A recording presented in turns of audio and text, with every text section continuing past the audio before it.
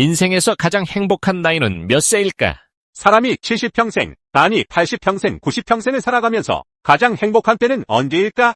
이 질문은 시대를 막론하고 인류가 끊임없이 던져온 근원적인 물음입니다. 우리는 흔히 물오를 대로 오른 왕성한 체력의 청춘 남녀들이 진한 사랑을 만끽하는 20대를 가장 행복한 시기라고 생각합니다. 학창시절을 가장 행복했다고 회상하는 이들도 많고, 인생은 40부터 혹은 인생은 60부터라는 격언처럼 중년과 노년의 새로운 시작을 강조하기도 합니다.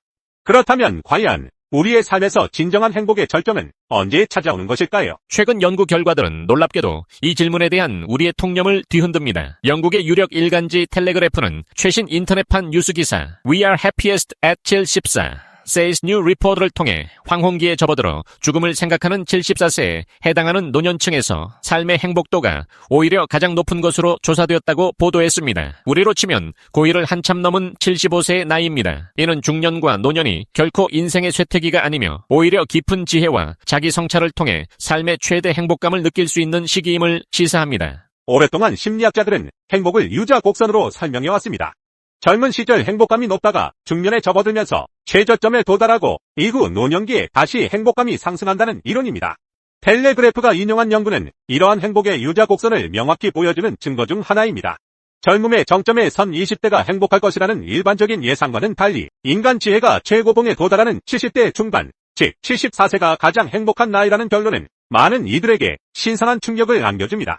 이 신문은 과학연구진의 논문을 인용하며 74세가 가장 행복한 나이인 이유를 다음과 같이 설명합니다.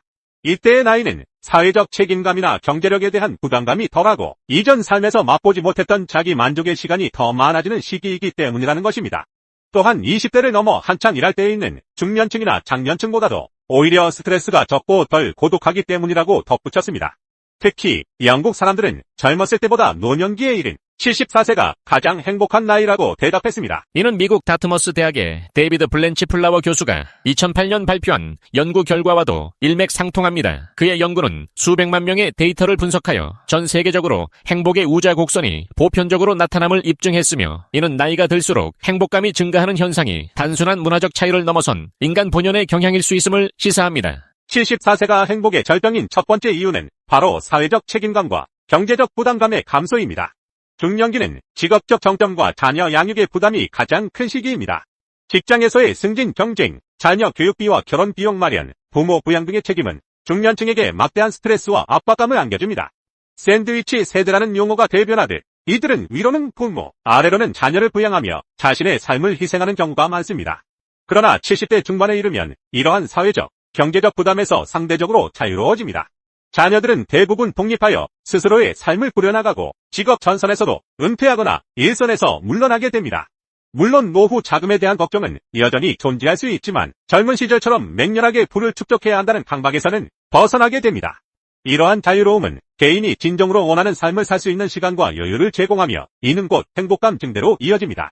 더 이상 타인의 기대나 사회적 성공 기준에 얽매이지 않고 온전히 자기 자신에게 집중할 수 있는 시간이 주어지는 것입니다. 두 번째 이유는 바로 이전 삶에서 맛보지 못했던 자기 만족의 시간이 많아진다는 것입니다. 젊은 시절은 외부 세계를 향해 달리고 성취를 추구하는 시기였다면 노년기는 내면을 향하고 스스로를 돌아보는 시기입니다. 70대 중반에 이르면 사람들은 더 이상 남에게 보여주기 위한 삶이 아닌 진정으로 자신이 원하는 것을 추구할 수 있는 심리적 여유를 갖게 됩니다. 예를 들어 젊은 시절 꿈꿨지만 바쁜 일상 때문에 시도하지 못했던 취미 활동, 배우고 싶었지만 시간이 없었던 학문 탐구, 혹은 미처 가보지 못했던 여행 등을 즐길 수 있는 시간이 주어집니다. 이는 자아실현의 욕구를 충족시키고 삶의 새로운 의미를 발견하게 함으로써 깊은 만족감과 행복감을 선사합니다. 미국의 심리학자 칼 로저스는 인간에게는 자기실현 경향성이 있다고 주장했습니다. 노년기는 이러한 자기실현의 욕구를 충족시키고 삶의 의미를 재정의할 수 있는 황금기가 될 수 있습니다. 텔레그래프 기사는 74세가 행복한 이유로 젊은 중년층이나 장년층보다 스트레스가 적고 덜 고독하기 때문이라고 덧붙입니다. 젊은 세대와 중년 세대는 치열한 경쟁, 불확실한 미래, 관계의 복잡성 등으로 인해 높은 스트레스 수준을 경험합니다. 그러나 노년기에 이르면 이러한 경쟁에서 한 발 물러나 삶을 관조할 수 있는 여유를 갖게 됩니다. 물론 노년층에게도 건강 문제나 경제적 어려움으로 인한 스트레스가 존재할 수 있습니다. 하지만 젊은 시절에 성공해야 한다는 압박감이나 남과 비교하는 스트레스에서는 상대적으로 자유로워집니다. 또한 손주들과의 교류, 평생을 함께한 배우자와의 깊은 유대감, 오랜 친구들과의 만남, 그리고 지역사회 활동 참여 등을 통해 고독감을 해소하고 사회적 연결감을 유지하는 경우가 많습니다.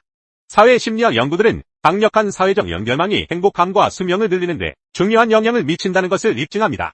노년기는 이러한 사회적 관계를 더욱 깊이 다지고 즐길 수 있는 시기가 될 수 있습니다. 텔레그래프 기사는 74세를 인간 지혜가 최고봉에 도달했을 때라고 표현합니다. 중년과 노년은 결코 초라한 쇠퇴기가 아닙니다. 오히려 지난 삶의 경험과 지식을 통해 쌓은 경륜이라는 지혜가 가장 왕성할 때입니다. 이 시기에는 발생하는 문제들을 조급하게 해결하기보다 더욱 깊은 안목으로 바라보고 본질적인 해법을 찾아낼 수 있는 능력을 갖추게 됩니다. 특히 이 시기에는 다가오는 죽음에 대한 철학이 확고히 서 있을 때이기에 오히려 죽음에 대한 두려움이 없는 시기일 수 있습니다. 미국의 심리학자 엘리자베스 퀴블러 로스는 죽음을 앞둔 사람들의 심리 단계를 연구하며 수용 단계를 제시했습니다. 70대 중반의 노년층은 삶의 유한성을 충분히 인지하고 받아들일 준비가 되어 있기에 죽음에 대한 막연한 공포보다는 삶의 의미를 더욱 충실하게 찾아나가는 경향을 보입니다. 죽음을 맞이할 준비를 하면서 오히려 삶의 하루하루를 더 충실하게 살아갈 수 있게 되고 이로 인해 인생 최대의 행복감을 느끼면서 살아가는 것입니다. 이는 죽음에 처한 운명에 이르렀다는 것이 결코 초라하거나 슬픈 일이 아님을 보여줍니다. 오히려 인간이 지난 경험과 지식을 통해 쌓은 경륜을 통해 얻은 최고의 지혜가 발휘될 때이며 그래서 인생의 문제들을 긴 안목으로 바라볼 수 있는 나이입니다. 죽음을 성찰하며 삶의 진정한 우선순위를 깨닫고 불필요한 욕심을 버리며 현재의 행복에 감사하는 지혜를 얻게 되는 것입니다. 중년은 결코 쇠퇴기도 아니며 그렇다고 노년이 몰락하는 시기도 아닙니다. 오히려 이 시기는 젊은 시절 가졌던 기적적 변화에 대한 환상을 깨고 차분한 자기 성찰을 하는 시기입니다. 더 이상 모든 것이 순식간에 변할 것이라는 헛된 기대를 버리고 현실을 있는 그대로 받아들이며 자신의 내면을 깊이 들여다봅니다. 이러한 성찰은 과거의 실수와 성공을 객관적으로 평가하고 삶의 의미를 재구성하며 앞으로 남은 시간을 어떻게 보낼 것인지에 대한 현명한 계획을 세우는 데 도움을 줍니다. 어떤 학자들은 노년기에 접어들면 기쁨이 2배가 되는 나이, 즉 고희를 넘어 배희의 나이가 될 수 있다고 비유하기도 합니다. 이는 육체적인 쇠퇴에도 불구하고 정신적인 성숙과 내면의 평화가 깊어져 얻는 행복감을 의미합니다. 그래서 황혼은 아름다운 법입니다. 삶의 모든 굴곡을 지나온 경험에서 우러나오는 지혜와 평온함은 노년기를 인생의 가장 아름다운 시기로 만듭니다. 독일의 문학가 헤르만 헤세는 젊음의 모든 아름다움은 그 쇠락에 있다고 했지만 노년의 아름다움은 쇠락을 초월한 지혜와 평화에 있습니다. 74세가 인생에서 가장 행복한 나이라는 연구 결과는 우리에게 노년과 삶의 행복에 대한 새로운 관점을 제시합니다. 젊은 시절의 불안정함과 중년의 책임감에서 벗어나 노년기는 사회적 부담이 줄어들고 자기 만족을 위한 시간이 늘어나며 스트레스가 감소하고 고독감이 해소되는 시기입니다. 무엇보다 삶의 깊은 경륜과 죽음에 대한 철학적 성찰을 통해 진정한 지혜를 얻고 이를 바탕으로 하루하루를 더욱 충실하게 살아가는 시기입니다. 이러한 연구 결과는 노년기를 단순히 쇠퇴나 마무리로만 여기는 사회적 인식을 변화시키는 데 기여해야 합니다. 오히려 노년은 삶의 진정한 의미를 발견하고 자아를 완성하며 축적된 지혜를 바탕으로 사회에 기여할 수 있는 절정기가 될 수 있습니다.